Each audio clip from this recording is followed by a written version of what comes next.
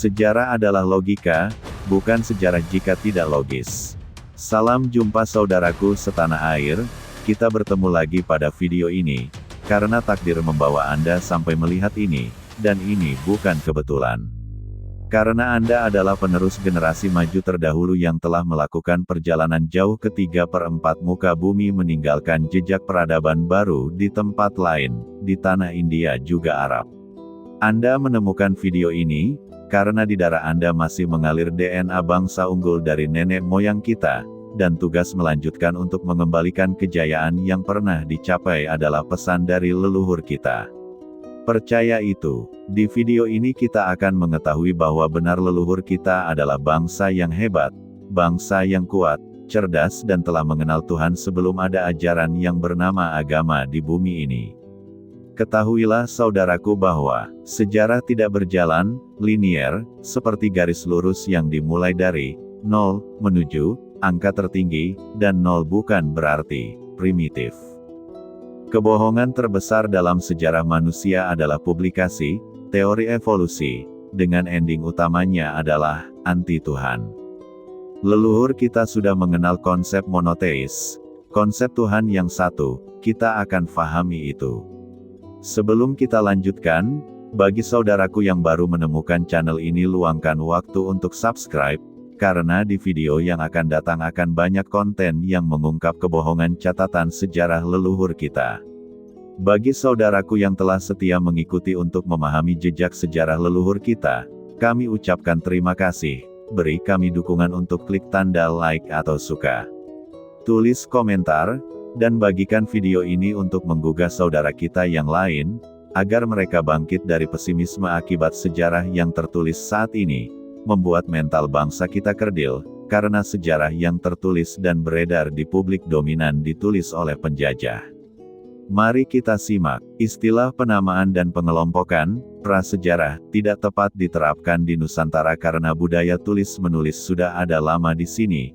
Manusia Nusantara bukan dari Yunan, istilah prasejarah, migrasi, proto, adalah publikasi mereka yang tidak paham siapa kita. Dalam kajian-kajian akademik Santosaba, yang melawan pada catatan sejarah yang tersebar di publik menjelaskan bahwa manusia Nusantara lah yang menyebar ke 3/4 muka bumi mewarnainya.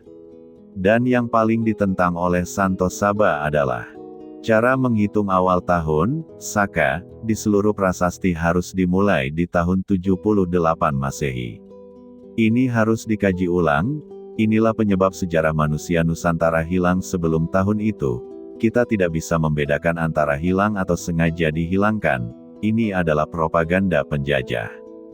Fahami ini, peradaban di Nusantara bukan dari luar Nusantara. Sebaran peninggalan ditandai dengan artefak batu besar di seluruh Nusantara juga menyebar ke 3/4 muka bumi membuktikannya, diantaranya di Sefarnatvipa atau Sumatera, di akhir masa 3500 sebelum Masehi.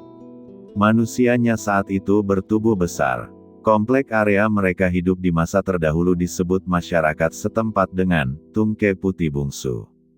Area itu ditandai dengan makam besar yaitu sebuah batu nisan untuk makam satu keluarga ditanam batu besar, tungke atau tongkat di Pasaman disebut petok, adalah tongkat penanda atau prasasti. Sejenis batu besar yang berkaitan dengan petok putri bungsu tersebar dan dapat dilihat hingga kini. Di area tersebut biasanya terdapat penanda seperti di daerah Batu Tanam, Ulumek, Mahek 1001 Batu Togak, Batu Batogang, Muara Mahatangkapus sampai ke Lolo juga beberapa tempat di Sumatera, Sulawesi, Kalimantan, dan di Pulau Jawa. Kita lanjutkan, penjelasan di bawah ini menjelaskan dan membuktikan bahwa, leluhur kita bukan primitif seperti catatan sejarah yang beredar di publik. Mari kita simak, leluhur Nusantara pada masanya terdahulu sudah mampu merekayasa tumbuhan untuk dikonsumsi dengan ukuran, skala besar serta spesifik. Jejak rekam pada tumbuhan hasil rekayasa botanikal diantaranya tumbuhan padi.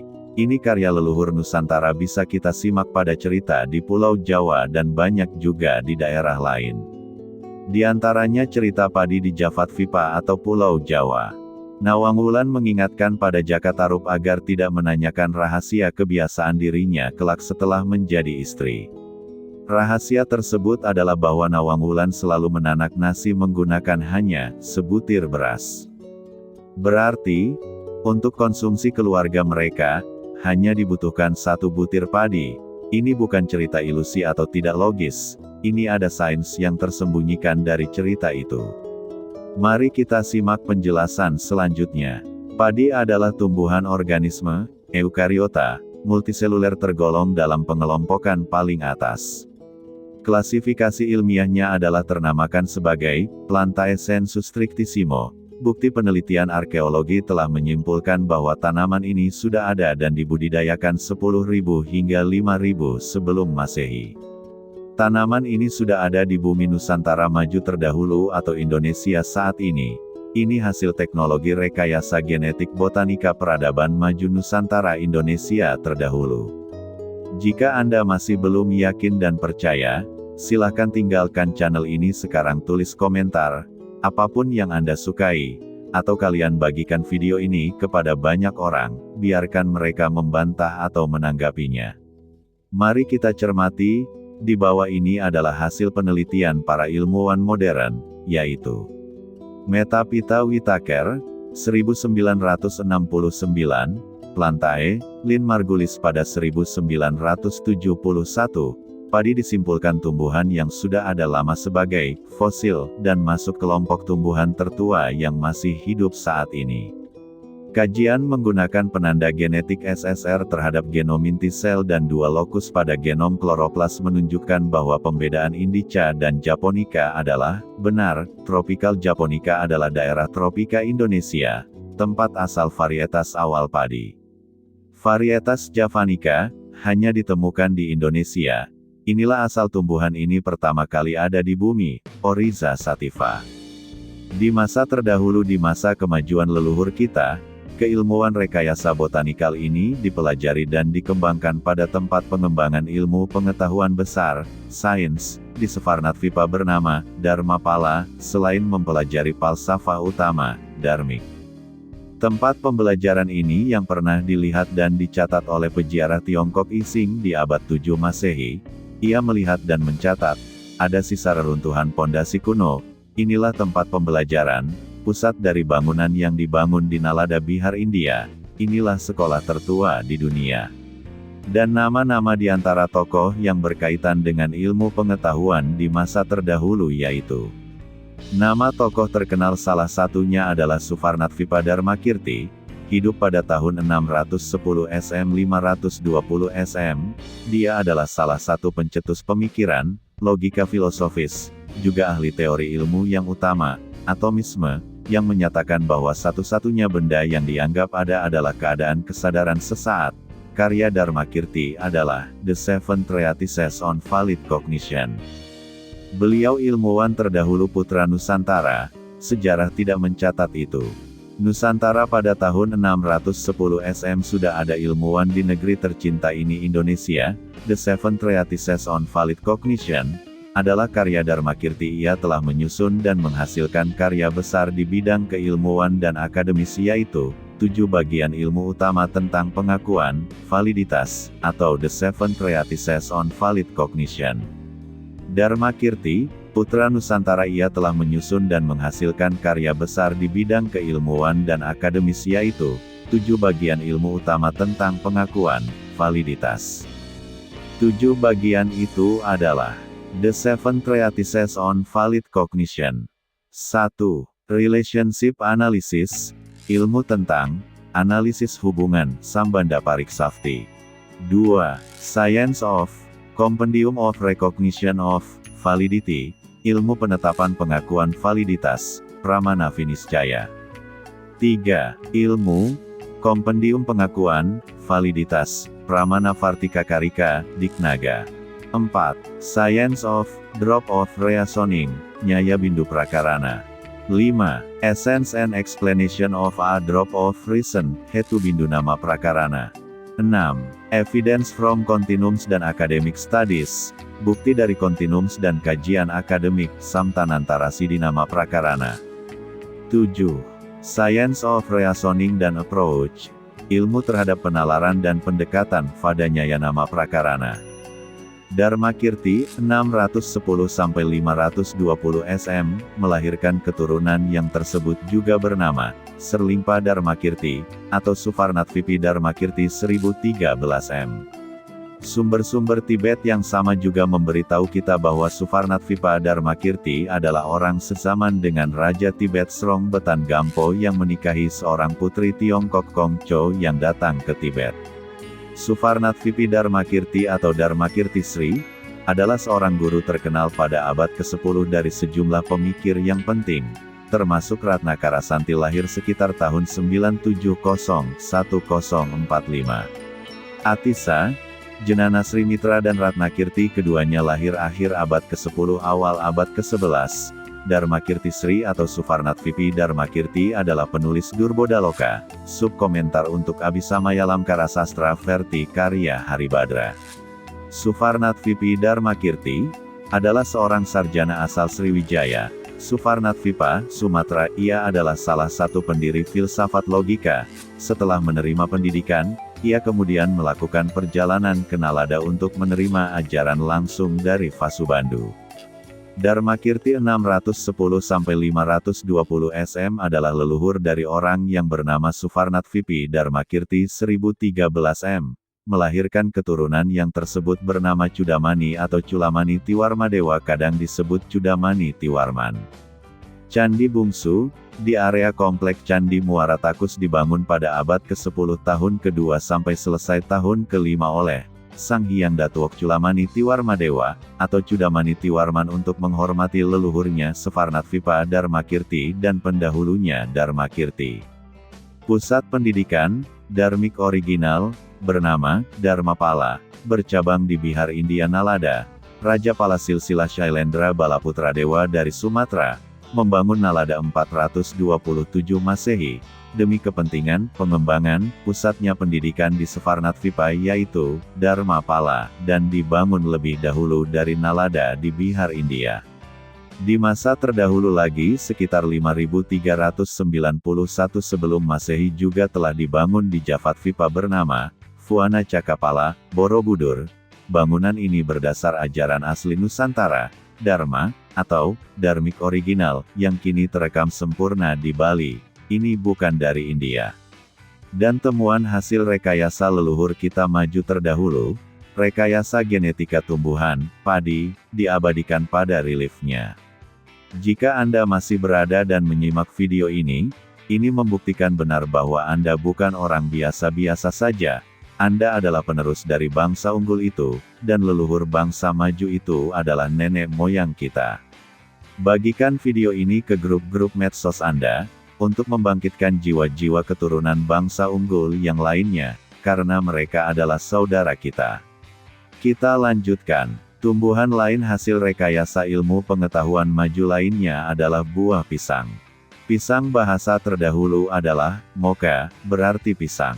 Sedangkan Kadalivana, artinya kebun pisang, Moka dan padi adalah bahasa asli bangsa Nusantara maju terdahulu.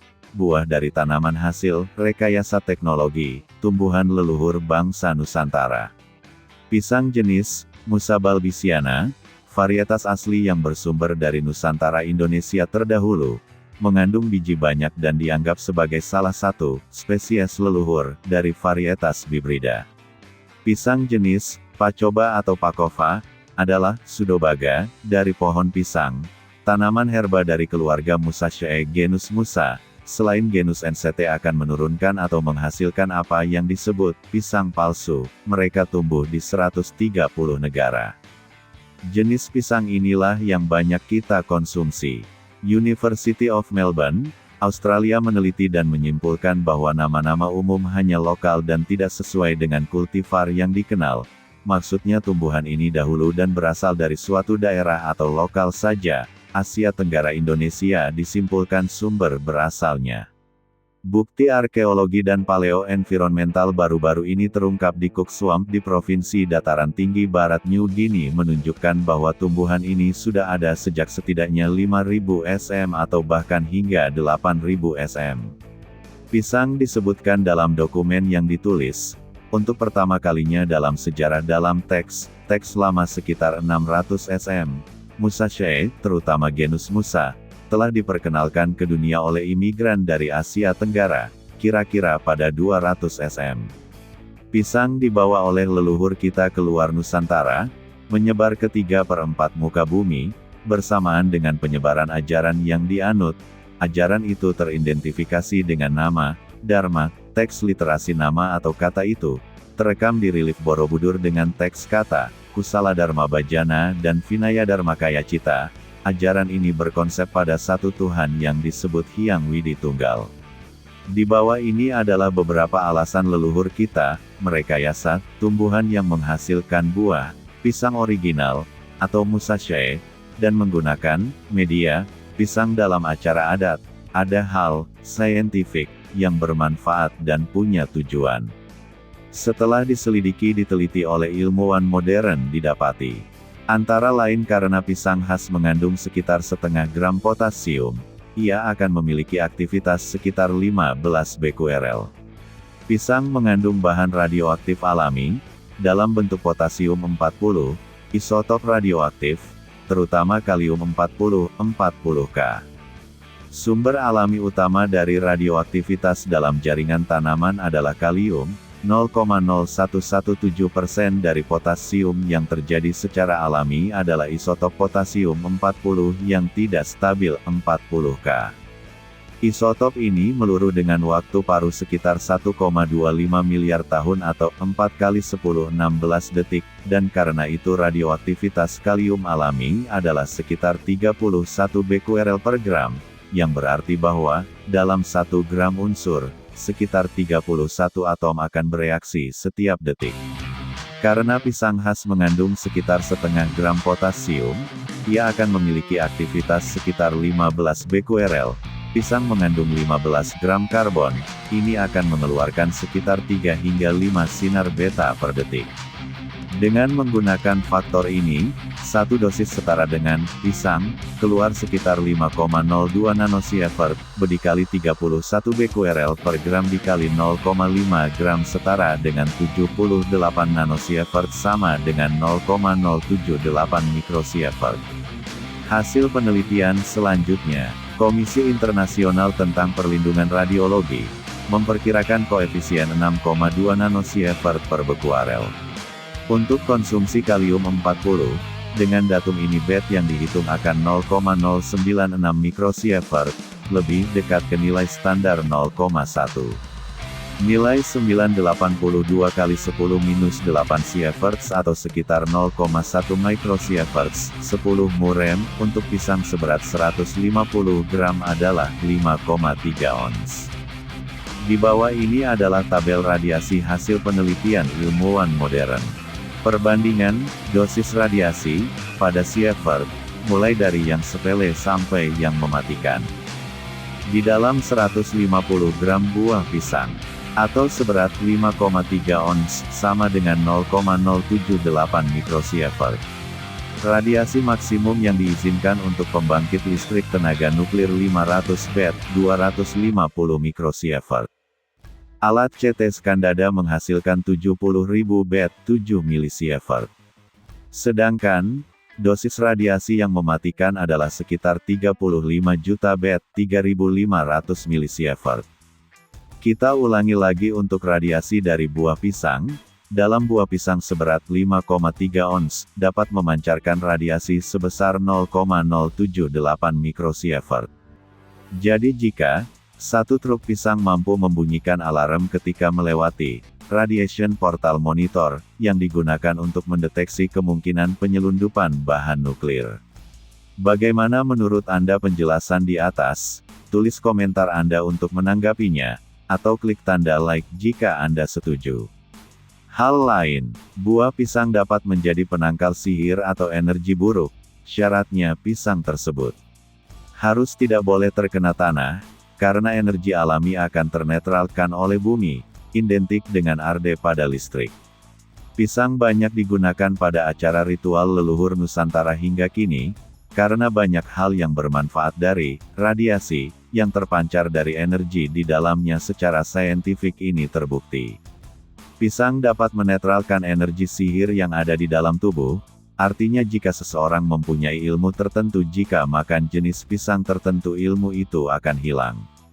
Ini diantara alasan leluhur kita, merekayasa, dan menggunakan media pisang dalam acara adat di setiap budaya asli di Nusantara.